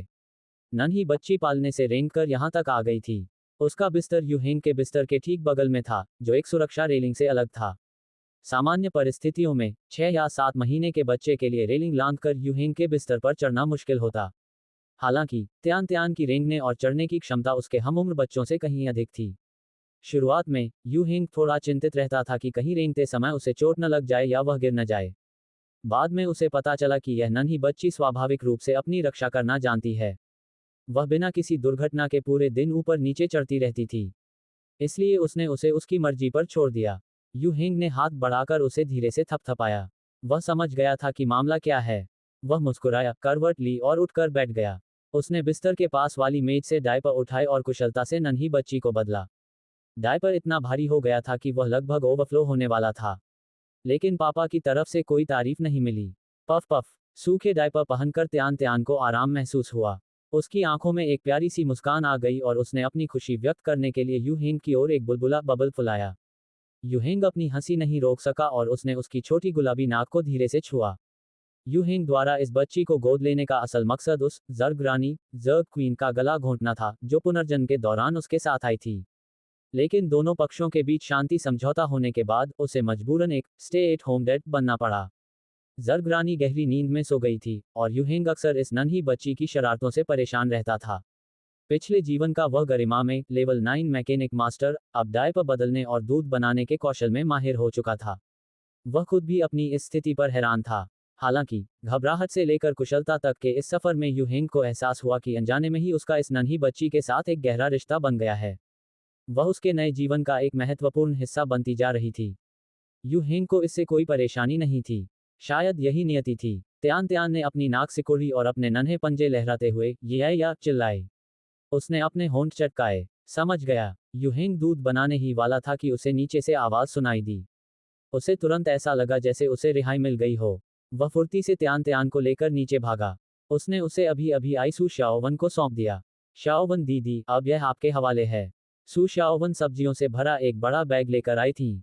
ये देखकर उन्होंने जल्दी से बैग नीचे रखा और बच्ची को गोद में ले लिया। त्यान त्यान सू शाओवन की छाती से लग गई और प्यार से कुनमुनाने लगी। जाहिर है, वह यू हिंग द्वारा उसे दूसरों को सौंपे जाने के फैसले से थोड़ी असंतुष्ट थी। यू हिंग मुस्कुराया और बोला, मैं अभी जागा हूँ। इसने अभी तक दूध नहीं पिया है। मैं इसे खिला दूंगी। सू शाओवन ने कहा, मैं तुम्हारे लिए नाश्ता लाई हूँ। क्या तुम आज स्कूल में रजिस्ट्रेशन कराने जा रहे हो? हाँ, धन्यवाद शाओवन दीदी। यू हिंग अपना बैग कंधे पर डालकर हाथ मुंह धोने ऊपर भागा और फिर नाश्ता करने नीचे आया। नन्ही बच्ची भी वहीं थी। सू शाओवन ने त्यान त्यान को हेलो किट्टी वाला बिप बिप पहनाया और उसे उसकी बेबी चेयर पर बैठा दिया। दूध के अलावा नन्ही बच्ची का नाश्ता सुगंधित अंडे की जर्दी वाला राइस पेस्ट था। दिलचस्प बात यह थी कि उसने सू शाओवन को खुद को खिलाने नहीं दिया। उसने अपने नन्हे पंजों से सिलिकॉन का चम्मच पकड़ा और अनाड़ीपन से कटोरे से पेस्ट निकालकर अपने मुंह में डालने लगी। चूंकि उसकी हरकतें सधी हुई नहीं थीं, उसका पूरा मुंह पेस्ट से भर गया। बच्ची ने अपनी जीभ बाहर निकाली और उसे चाटने लगी। वह बड़े मजे से खा रही थी। त्यान त्यान बहुत समझदार है, सू शाओवन ने मुस्कुराते हुए कहा। जब उसने मुझे चम्मच से खिलाते देखा, तो उसने सीख लिया और अब खुद ही करना चाहती है। सू शाओवन जब अपने गृहनगर में थी, तब वह अपनी बहन की देखभाल में अपने माता पिता की मदद करती थी। त्यान त्यान की तुलना में वह बच्ची तो कुछ भी नहीं थी। यू हिंग अच्छी तरह जानता था कि यह बच्ची साधारण नहीं है। यह जर्ग रानी के प्रभाव से अलग नहीं था। इस बात की पूरी संभावना थी कि वह कई स्टार रिलेटिव्स के साथ विलीन हो चुकी थी। यू हिंग ने एक गीला तौलिया लिया और उसके चेहरे पर चिपका राइस पेस्ट पोंछने में उसकी मदद की। उसने सोचा आज ये छोटी है, कल ये बहुत शक्तिशाली हो सकती है। भले ही अभी इसे डायपर बदलने के लिए किसी की जरूरत हो, लेकिन भविष्य में ये यूहेंग को भी मात दे सकती है। त्यान त्यान ने अपना सिर झुकाया, उसकी बड़ी काली आंखों में सितारों जैसी चमक थी। यूहेंग उसे देखकर मुस्कुराया। त्यान त्यान ने अपना सिर नीचे किया और फिर से राइस पेस्ट के साथ अपनी जंग शुरू कर दी। नाश्ते के बाद यूहिंग ने अपना मुंह पोंछा और सोफे से अपना बैग उठाया। उसने सू शाओवन से कहा, शाओवन दीदी, मैं स्कूल जा रहा हूँ। त्यान त्यान आपके पास है। सू शाओवन ने सिर हिलाया और कहा, चिंता मत करो। तभी त्यान त्यान ने चम्मच नीचे रखा और शक भरी नजरों से यूहिंग को देखने लगी। यूहिंग ने हाथ हिलाया और कहा, त्यान त्यान, बाय बाय। त्यान त्यान ने तुरंत अपना छोटा सा चेहरा सिकुड़ा और यूहिंग की ओर हाथ फैलाकर चिल्लाई, नहीं। यूहिंग जाने के लिए तैयार था, लेकिन जब उसने बच्ची की व्याकुलता देखी तो वह खुद को रोक नहीं पाया और उसे कुर्सी से उठा लिया। उसने उसे बहलाया, मैं स्कूल जा रहा हूँ। क्या तुम घर पर रहकर आंटी के साथ खेलोगी? त्यान त्यान ने जोर से अपना सिर हिलाया और उसकी आंखों में आंसू आ गए। यूहिंग दंग रह गया। हालांकि बच्ची थोड़ी नटखट थी, लेकिन ज्यादातर समय वह बहुत शांत रहती थी। वह रोती नहीं थी और उसे मनाना आसान था। यूहिंग ने उसे कभी इतना दुखी नहीं देखा था। वह थोड़ा असहाय महसूस करने लगा। यह एहसास यूहिंग के लिए बहुत अजीब था। उसका इस बच्ची से कोई खून का रिश्ता नहीं था, उसे गोद लेना महज एक इत्तेफाक था। फिर भी इस समय यूहिंग के दिल में एक गहरी टीस उठी। उसे थोड़ा दर्द और अधूरापन महसूस हुआ। उसका मन किया कि वह अपना बैग फेंक दे और बस उसके साथ रहे। सू शाओवन ने जल्दी से आगे बढ़कर बच्ची को लिया। त्यान त्यान, अच्छी बच्ची बनो। आंटी यहाँ है, रोना नहीं। त्यान त्यान ने यूहिंग की ओर देखा और सू शाओवन की गोद में मुंह छिपाकर कुनमुनाने लगी। सू शाओवन ने यूहिंग को आंख से इशारा किया कि वह निकल जाए। यूहिंग तुरंत वहां से भागा। उसे डर था कि अगर वह धीरे चला तो शायद जा ही नहीं पाएगा। यूहिंग के जाने के बाद सू शाओवन ने त्यान त्यान को गोद में लिया और काफी देर तक बहलाया, तब कहीं जाकर वह शांत हुई और मुस्कुराई। उसने त्यान त्यान को वापस कुर्सी पर बैठाया। मेज पर रखा बचा हुआ राइस पेस्ट ठंडा हो गया था। सू शाओवन ने उसे फिर से बनाने के लिए रसोई में ले जाने का सोचा। त्यान त्यान की भूख एक सामान्य बच्चे से कहीं ज्यादा थी, इसलिए उसे और खाना चाहिए था। जब वह रसोई में व्यस्त थी, त्यान त्यान कुर्सी पर बैठी इधर उधर देख रही थी। अचानक उसकी निगाहें मेज पर रखे सोया मिल्क के कप पर टिक गईं। सू शाओवन ने अभी अभी स्ट्रॉ से वह मीठा सोया मिल्क पिया था और आधा कप अभी भी बाकी था। नन्ही बच्ची ने उसे 3 सेकंड तक घूरा और फिर अपनी जीभ बाहर निकालकर उसे ललचाई नजरों से देखा। फिर उसने अपना सिर आगे किया और अपने होंठ सिकुड़े। तारांकन तारांकन सर्रर्र, तारांकन तारांकन। लगभग आधा मीटर दूर रखा प्लास्टिक का कप अचानक हिलने लगा। वह दूधिया सफेद सोया मिल्क जैसे किसी अदृश्य शक्ति के खिंचाव में आ गया और स्ट्रॉ से उड़कर बाहर निकलने लगा। सोया मिल्क मेज के ऊपर से तैरता हुआ आया और सीधे त्यान त्यान के नन्हे मुंह में समा गया। उसने गट गट की आवाज के साथ उसे गटक लिया। एक बूंद भी नीचे नहीं गिरी। कप का लगभग 1/4 सोया मिल्क पीने के बाद त्यान त्यान ने अपना मुंह बंद किया। उसने अपने होंठ चटकाए और एक प्यारी सी मुस्कान दी। जब सू शाओवन नया राइस पेस्ट लेकर वापस आई, तो उसने देखा कि नन्ही बच्ची अपनी सीट पर चुपचाप बैठी है। उसे पता ही नहीं चला कि उसके सोया मिल्क का 1/4 हिस्सा गायब हो चुका है। 31 अगस्त, टॉप स्कोर स्क्वायर। बेसमेंट में एकदम नए CNC machining centre, laser cutting और 3D प्रिंटिंग उपकरण को देखकर यूहिंग को एक अवर्णनीय संतुष्टि का अनुभव हुआ। एक आदमी के पास अपनी खुद की मशीनरी वर्कशॉप होनी चाहिए। ये गैलेक्सी इरा के एक मास्टर मैकेनिक ने कहा था, और इसे कई मैकेनिकों द्वारा एक आदर्श वाक्य मोटो के रूप में देखा जाता था। वास्तव में, एक मैकेनिक क्लास सुपर के लिए एक मशीनरी वर्कशॉप एक चित्रकार के ब्रश या एक योद्धा की बंदूक की तरह थी। यह उनके जीवन के अलावा सबसे महत्वपूर्ण चीज थी। एक उन्नत और पूर्ण मशीनरी वर्कशॉप एक मैकेनिक के लिए स्तर बढ़ाने में सबसे बड़ी मदद थी। यूहिंग 1000 साल पहले पुनर्जन्म लेकर अपने मूल युग में वापस आ गया था। उसने अपनी मशीनरी सुपर टैलेंट को फिर से जागृत किया था, इसलिए बेशक वह जानता था कि एक आदर्श विकास पथ की योजना कैसे बनाई जाती है। हालांकि वास्तविक दुनिया की परिस्थितियों के कारण यूहिंग अभी भी सीमित था कि वह क्या कर सकता था। लेकिन ये पर्याप्त था। उदाहरण के लिए, उसके सामने नया स्थापित सीएनसी मशीनिंग सेंटर कारखानों में उपयोग किया जाने वाला एक बड़ा उपकरण नहीं था, बल्कि शीर्ष खिलाड़ियों के लिए कस्टम निर्मित सीएनसी खराद लेद था। आकार बड़ा नहीं था, लेकिन कीमत चौंकाने वाली थी। सामान्य परिस्थितियों में घरेलू एजेंट के माध्यम से इस तरह के उपकरण को ऑर्डर करने में 2 से 3 महीने लगेंगे। यूहिंग की किस्मत खराब नहीं थी। उसने जिस एजेंट से पूछा था, उसके पास 2 यूनिट्स आयातित थीं। इससे उसे इंतजार का काफी समय बच गया। आज सुबह ही एजेंट के कर्मचारियों ने सामान उसके दरवाजे पर पहुंचा दिया। ये यू हिंग की मशीनरी वर्कशॉप के लिए सबसे महत्वपूर्ण टुकड़ा था। दरअसल इसे मशीनरी वर्कशॉप कहना थोड़ा खिंचाव था, क्योंकि बेसमेंट में जगह सीमित थी, यह अधिक उपकरण समायोजित नहीं कर सकता था। हालांकि यू हिंग ने पहले लोगों से सभी मलबे को साफ करवाया, सर्किट को फिर से जोड़ा और दीवारों को पेंट करवाया। फिर उसने एक स्थानीय कंपनी को कंक्रीट क्यूरिंग एजेंट फर्श बनाने के लिए काम पर रखा। एक व्यक्तिगत वर्कशॉप के रूप में यह पहले से ही बहुत अच्छा था। यू हिंग ने सीएनसी खराद चालू किया। उसने पहले ही इस सीएनसी मशीन के निर्देश मैनुअल को याद कर लिया था। हालांकि यह उसका पहली बार उपयोग था, मशीनरी एफिनिटी की सुपर टैलेंट ने यू हिंग को एक आश्चर्यजनक गति से इसकी संरचना और प्रदर्शन से परिचित होने दिया। मशीनरी एफिनिटी की ताकत यह थी कि यह किसी भी तरह की मशीन हो, जैसे ही यू हिंग उसे छूता, वह उसे समझने और नियंत्रित करने में सक्षम हो जाता। उसका रैंक जितना ऊंचा होता, उसकी समझ और महारत उतनी ही तेज और गहरी होती। यू हिंग ने एक हिस्सा संसाधित करने के लिए सीएनसी खराद का उपयोग करने की कोशिश की। जैसे ही यह साधारण धातु का हिस्सा पूरा हुआ, उसकी चेतना के सागर में प्रकाश की एक किरण चमकी। तारकीय स्रोत स्टेलर सोर्स में एक कौशल तुरंत प्रकाशित हो गया। तारांकन मशीनरी इंसाइट। तारांकन ये मशीनरी एफिनिटी से प्राप्त एक सक्रिय कौशल था। एक बार सक्रिय होने पर यू हिंग बहुत कम समय में एक यांत्रिक वस्तु की आंतरिक संरचना को समझने, उसके कार्य सिद्धांत का विश्लेषण करने और यहां तक कि उसकी समस्याओं को खोजने में सक्षम हो जाएगा। यह एक बहुत शक्तिशाली यांत्रिक कौशल था। यह उन कौशलों में से एक भी था जिससे यू हिंग सबसे अधिक परिचित था।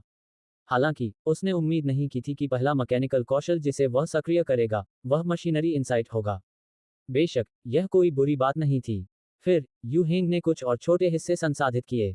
उसने इन ताज़ा बने हिस्सों का उपयोग एक साधारण पेन को फाउंटेन पेन में बदलने के लिए किया। यह एक वास्तविक फाउंटेन पेन था। पेन का आवरण और कैप सभी स्टेनलेस स्टील से बने थे, और यहां तक कि पेन का कोर भी एक पतली स्टेनलेस स्टील ट्यूब में ढका हुआ था। फिर यू हिंग ने पेन के शरीर में 2 मिलीमीटर व्यास की दर्जनों स्टील की गेंदें डालीं। अंत में असेंबली पूरी हो गई। यू हिंग ने पेन को अपने हाथ में लिया और इसे घुमाना शुरू कर दिया। शुरुआत में फाउंटेन पेन में स्टील की गेंदें आवरण से टकराईं और सरसराहट की आवाज करने लगीं। हालांकि जैसे ही यू हिंग ने इसे तेजी से घुमाया, आवाज धीरे धीरे गायब हो गई। अगर कोई उपकरण होता जो आवरण को भेद कर अंदर क्या हो रहा है, उसे देख सकता, तो वे पाते कि सभी स्टील की गेंदें पेन के शरीर में अपनी अपनी गति के पथ पर उड़ रही थीं। वे एक दूसरे के बेहद करीब थीं, लेकिन एक दूसरे में हस्तक्षेप नहीं कर रही थीं। ऐसा लग रहा था जैसे वे एक अदृश्य शक्ति द्वारा नियंत्रित हो रही हैं, एक बहुत ही संकीर्ण स्थान में आगे पीछे उड़ रही हैं। इन स्टील की गेंदों को नियंत्रित करने वाली शक्ति यू हिंग की तारांकन यांत्रिक शक्ति मैकेनिकल पावर तारांकन थी। यांत्रिक शक्ति, एक मैकेनिक सुपर की शक्ति, महान मशीनरी का स्रोत। एक मैकेनिक के ग्रेड में वृद्धि निश्चित रूप से यांत्रिक शक्ति में वृद्धि के साथ होगी। यू हिंग ने जिस फाउंटेन पेन को अभी संशोधित किया था, उसे तारांकन 1000 मशीन पेन तारांकन कहा जाता था। सबसे मजबूत 1000 मशीन पेन में हजारों या यहां तक कि दसियों हजार स्टील की गेंदें हो सकती थीं। हालांकि यू हिंग ऑनलाइन इतनी छोटी स्टील की गेंदें नहीं खरीद सका, और उसके पास इतनी सारी स्टील की गेंदों को नियंत्रित करने की क्षमता भी नहीं थी। 1000 मशीन पेन का सबसे बड़ा उपयोग एक मैकेनिक को अपनी यांत्रिक शक्ति को प्रशिक्षित करने में मदद करना था। इसके अलावा आपातकाल की स्थिति में जैसे ही पीछे की टोपी खोली जाती थी, अंदर की स्टील की गेंदें यांत्रिक शक्ति द्वारा त्वरित हो जाती थीं और गोलियों की तरह बाहर निकलती थीं। पेन की शक्ति मैकेनिक की ताकत पर निर्भर करती थी। हालांकि यू हिंग केवल ग्रेड 1 मैकेनिक था, फिर भी वह ग्रेड 1 मैकेनिक था। वह इस 1000 मशीन पेन का उपयोग पिस्तौल की तरह करीब से दुश्मनों को मारने के लिए कर सकता था। सबसे महत्वपूर्ण बात यह थी कि 1000 मशीन पेन एक नियंत्रित वस्तु नहीं थी, और यू हिंग इसे अपने साथ ले जा सकता था। इसका उपयोग हर समय अपनी यांत्रिक शक्ति को प्रशिक्षित करने के लिए किया जा सकता था, और यह आत्मरक्षा के लिए भी एक हथियार था। अपने हाथ में पेन को आधे मिनट तक घुमाने के बाद यू हिंग को लगा कि कोई समस्या नहीं है, और उसने संतुष्टि के साथ पेन को अपनी जेब में रख लिया। इस क्षण उसका फोन वाइब्रेट हुआ। ये सू शाओवन का एक संदेश था। यू शाओ, रात का खाना तैयार है। यू हिंग मुस्कुराया। उसने उपकरण बंद किया और बेसमेंट से बाहर निकल आया। जब वह पहली मंजिल पर लिविंग रूम में लौटा, तो खाने की मेज पर पहले से ही गर्मागर्म व्यंजनों से भरी प्लेटें थीं। सू शाओवन अभी भी रसोई में व्यस्त थी। आज यू हिंग के परिवार में नानी के रूप में उसका दूसरा दिन था। हालांकि यू हिंग का काम केवल त्यान त्यान की देखभाल करना था, मेहनती सू शाओवन ने घर का काम भी संभाल लिया था। इसमें किराने का सामान खरीदना और खाना बनाना शामिल था। यू हिंग ने उसके खाने का स्वाद चखने के बाद उसे वेतन बढ़ाने का फैसला किया। लियांग कुन पालने के पास दुबका हुआ था, त्यान त्यान को बहलाने के लिए एक खड़खड़ाहट रैटल ड्रम का उपयोग कर रहा था। जब उसने यू हेंग को देखा तो वह तुरंत कूद पड़ा। यू शाओ, ईमानदारी से कहूं तो यू हेंग को इस आदमी से थोड़ी ईर्ष्या थी। वह उतना अच्छा नहीं दिखता था, लेकिन वह सू शाओवन जैसी इतनी गुणी पत्नी को फंसाने में सक्षम था। सू शाओवन सूप का एक कटोरा लेकर रसोई से बाहर आई। उसने मुस्कुराते हुए कहा, खाने का समय हो गया है। पालने में बैठी छोटी लड़की ने जब उसे सुना तो वह तुरंत चींची करने लगी। सू शाओवन ने सूप नीचे रखा और उसके लिए दूध बनाने दौड़ी। यू हिंग ने लियांग कुन को खाने की मेज पर बैठने के लिए कहा। लियांग कुन ने अपने हाथों को रगड़ा और पूछा, यू शाओ, आपने मुझे क्यों बुलाया? यू हिंग ने उसे एक गिलास रेड वाइन दी और कहा, मैं कल से स्कूल जा रहा हूँ। भविष्य में मुझे त्यान त्यान की देखभाल के लिए शाओवन को परेशान करना पड़ेगा। मुझे लगता है कि तुम दोनों को टॉप स्कोर स्क्वायर में उसके साथ रहने के लिए आ जाना चाहिए। मैंने पता किया है, यहाँ कुछ घर किराए पर हैं। इस तरह अगर रात में कुछ होता है तो यू हिंग त्यान त्यान को सू शाओवन को सौंप सकता था। लियांग कुन ने बिना किसी हिचकिचाहट के जवाब दिया, ठीक है। यू हिंग मुस्कुराया। लियांग कुन एक चतुर व्यक्ति था। हालांकि वह कितना भी चतुर क्यों ना हो, वह शायद ये कल्पना नहीं कर सकता था कि उसका और सू शाओवन का भाग्य यू हिंग द्वारा बदल दिया गया है। अपनी प्यारी छोटी मोटरसाइकिल चलाओ, ये कभी ट्रैफिक में नहीं फंसेगी। Beep beep beep beep tilde. जेब में रखा फोन लगातार बज रहा था। यू हिंग ने सड़क के किनारे अपनी मोटरसाइकिल रोकी। उसने फोन निकाला और जवाब दिया, हेलो। फोन के दूसरी ओर से यू जुनमिन की आवाज आई। यू हिंग, क्या तुम आज नंबर 1 मिडिल स्कूल में दाखिला लेने जा रहे हो? यू हिंग को लगा कि उसने गलत सुना है। जब से यू हिंग ने उसे फटकार लगाई थी, उसका वह कमीना बाप उसके जीवन से गायब हो गया था। काफी समय बीत जाने के बाद यू हिंग लगभग भूल ही गया था कि उसका कोई पिता भी है। उसे उम्मीद नहीं थी कि वह आज फोन करेगा। दिलचस्प था, उसने जवाब दिया, हाँ। यू जुनमिन ने कहा, मैं तुम्हें वहां छोड़ दूंगा। वह थोड़ा दूर है। यू हिंग ने अपना सिर उठाया और सामने देखा। ताइजियांग नंबर 1 मिडिल स्कूल का गेट बस कुछ 100 मीटर की दूरी पर था। जरूरत नहीं है, तुम बच्चे भी ना। यू जुनमिन बेचैन था, क्या तुम अब भी मुझसे नाराज हो? यू हिंग, मैं। यू हिंग ने फोन काट दिया। उसे अपने उस पिता से कोई उम्मीद नहीं थी, इसलिए स्वाभाविक रूप से उसे कोई निराशा भी नहीं हुई। जब तक वह उसे परेशान नहीं करता तब तक सब ठीक था। उसने उसे ब्लॉक इसलिए नहीं किया था क्योंकि उसे डर था कि अगर जुनमिन कभी उसके घर आया और त्यान त्यान को देख लिया तो वह हंगामा खड़ा कर देगा। जुनमिन ने दोबारा फोन नहीं किया। शायद उसे भी अपनी इज्जत का ख्याल था। यू हिंग ने फोन जेब में वापस रखा और स्कूल के गेट की ओर चल दिया। ताइजियांग नंबर 1 मिडिल स्कूल के सामने की सड़क कारों की भारी भीड़ से भरी थी। Mercedes Benz, BMW, land rover, Porsche और बेंटले जैसी लग्जरी कारें हर जगह थीं। यू हिंग ने तो एक रोल्स रॉयस भी देखी। आज के दौर में गरीब परिवारों के बच्चों का अमीर होना बहुत मुश्किल था। अमीर परिवार अपने बच्चों की परवरिश और शिक्षा पर बहुत ध्यान देते थे। वे नामी शिक्षकों से ट्यूशन और वन ऑन वन क्लासेस के लिए निवेश करने को तैयार रहते थे। उनके बच्चों को अक्सर प्रतिस्पर्धा में बढ़त मिलती थी। ताइजियांग नंबर 1 में दाखिला पाने वाले ज्यादातर छात्र साधारण या गरीब परिवारों के होने चाहिए थे, लेकिन हकीकत में अमीर बच्चों की संख्या यहाँ ज्यादा थी।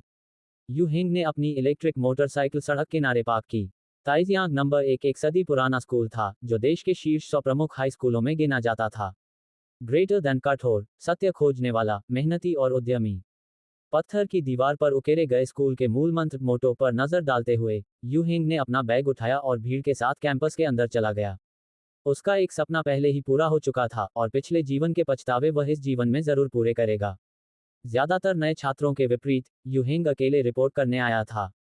उसे प्रवेश प्रक्रिया पूरी करने में ज्यादा परेशानी नहीं हुई। ट्यूशन और अन्य शुल्क भरने के बाद उसे अपना छात्र कार्ड, स्कूल यूनिफॉर्म और किताबें मिल गईं। उसका बैग भर चुका था। उसे हाई स्कूल की 5वीं कक्षा क्लास 5 आवंटित की गई थी। यू हिंग 5वीं कक्षा के हेड टीचर मिस्टर गाओ मोटे चश्मे वाले एक मध्यम आयु वर्ग के व्यक्ति थे। उन्होंने यू हिंग को देखकर मुस्कुराते हुए कहा, मुझे वीचेट वेचेट पर जोड़ लो ताकि हम संपर्क में रह सकें। शिक्षक की मुस्कान बहुत दयालु थी, मुख्य रूप से इसलिए क्योंकि यू हिंग मिडिल स्कूल परीक्षा का टॉपर था। यू हिंग ने उन्हें जोड़ लिया और कक्षा के पेरेंट्स ग्रुप में भी शामिल हो गया। उसकी माँ विदेश में थी और पिता को कोई परवाह नहीं थी, इसलिए यू हिंग खुद ही अपना अभिभावक पेरेंट था। शिक्षक से प्रोत्साहन के कुछ शब्द सुनने के बाद वह बाहर निकल आया। टीचिंग बिल्डिंग से बाहर निकलते ही यू हिंग की मुलाकात एक सुंदर लड़की से हुई जिसकी आंखें चमक रही थीं। यू हिंग ने सिर हिलाया, नमस्ते। ये शू जिंगचू थी, जिसने एक बार उसे मिल्क टी पिलाई थी। आज जिंगचू ने स्कूल यूनिफॉर्म नहीं पहनी थी, बल्कि हल्के पीले रंग की ड्रेस पहनी थी जो उसकी सुंदरता को और बढ़ा रही थी। सूरज की रोशनी में उसकी त्वचा बर्फ से भी ज्यादा सफेद लग रही थी। उसने आसपास से गुजरने वाले लड़कों का ध्यान खींचा। शू जिंगचू जैसे लोग जहां भी जाते आकर्षण का केंद्र बन जाते थे। क्या तुम भी साइन अप करने आए हो? जिंगचू ने पलकें झपकाईं। मैंने सुना है कि तुम इस साल के टॉपर हो, हमारे बड़े परिवार में तुम्हारा स्वागत है। यू हिंग मुस्कुराया, धन्यवाद। चलो एक बार फिर से परिचय करते हैं। जिंगचू ने गंभीरता से कहा, मैं चौथी कक्षा क्लास 4 की शू जिंगचू हूँ। मैं 5वीं कक्षा का यू हिंग हूँ। दोनों एक दूसरे को देखकर मुस्कुराए। जिंगचू सुंदर और मासूम थी, जबकि यू हिंग लंबा और हैंडसम। स्कूल के माहौल में वे दोनों एक सुंदर दृश्य की तरह लग रहे थे, जिसने कई लोगों का ध्यान खींचा। कुछ की आंखों में प्रशंसा थी, तो कुछ की आंखों में ईर्ष्या। जिंगचू ने स्थिति को भांपा और बात को छोटा रखने का फैसला किया। यू हिंग, चलो एक दूसरे को वीचैट पर जोड़ लेते हैं। पिछली बार वह केवल अपनी चचेरी बहन की इच्छा पूरी करने आई थी, इसलिए उसने संपर्क जानकारी नहीं दी थी। लेकिन अब यू हिंग इसी स्कूल का हिस्सा था। शू जिंगचू के मन में इस नए जूनियर के लिए अच्छा प्रभाव था। यह आकर्षण नहीं, बल्कि एक उत्कृष्ट व्यक्ति द्वारा दूसरे समान स्तर के व्यक्ति की सराहना थी। यू हिंग ने मना नहीं किया। परिचय के बाद उन्होंने विदा ली। जब यू हिंग स्कूल से बाहर सड़क किनारे पहुंचा, तो एक काली मर्सिडीज बेंज उसके पास आकर रुकी। वह कार जानी पहचानी लग रही थी। ड्राइवर का दरवाजा खुला और यू जुनमिन हड़बड़ी में बाहर निकला। उसने पीछे का दरवाजा खोला, जैसे वह कोई नौकर हो। कार से एक लड़की बाहर निकली, वह झांग याकियान थी। जुनमिन का पूरा ध्यान याकियान पर था। उसने सड़क किनारे खड़े यू हिंग को नहीं देखा, लेकिन याकियान ने देख लिया। उस लड़की ने अपनी ठुड्डी ऊपर उठाए और यू हिंग को नफरत भरी नजरों से देखा, फिर एक ठंडी आह भरी और गेट की तरफ चल दी। तभी जुनमिन की नजर यू हिंग पर पड़ी। उसके चेहरे पर शर्मिंदगी के भाव आ गए। शाओ हिंग, जल्दी करो, याकियान ने रुककर चिढ़ते हुए कहा, देर क्यों कर रहे हो? अगर मुझे पता होता, तो मैं अपनी माँ से कहती कि वे मुझे छोड़ दें। जुनमिन ने यू हिंग की परवाह छोड़ दी और उसके पीछे भागा। नाराज मत हो, यू हिंग ने सिर हिलाया। उसका पिता वास्तव में अजीब था, बड़ों के सामने बच्चा और छोटों के सामने गुलाम। वह अपनी पूरी जिंदगी कभी सीधा खड़ा नहीं हो पाएगा। यू हिंग का मन बिल्कुल भी विचलित नहीं हुआ, बल्कि उसे हंसी आ गई। अपनी प्यारी मोटरसाइकिल चलाकर वह घर लौटा। या ये यू हिंग को वापस आते देख फोम मैट पर खेल रही त्यान त्यान बहुत खुश हुई। उसने चिल्लाकर अपने नन्हे हाथ उसकी ओर फैला दिए। यू हिंग मुस्कुराया और उसके पास बैठ गया। त्यान त्यान तुरंत उस पर झपट पड़ी और उसके हाथों पैरों का सहारा लेकर उसकी गोद में चढ़ गई। उसकी फुर्ती गजब की थी। यू हिंग ने उसे गले लगाया और उसे चूमा। उसकी त्वचा से दूध जैसी मीठी खुशबू आ रही थी। त्यान त्यान खिलखिलाकर हंसी। उसकी मुस्कान इतनी मासूम थी कि यू हिंग को लगा जैसे उसकी सारी चिंताएं गायब हो गई हों। उसने अपना बैग खोला और अपनी किताबें और टाइम टेबल निकाला। वह अगले कुछ वर्षों की पढ़ाई की योजना बनाने के लिए तैयार था।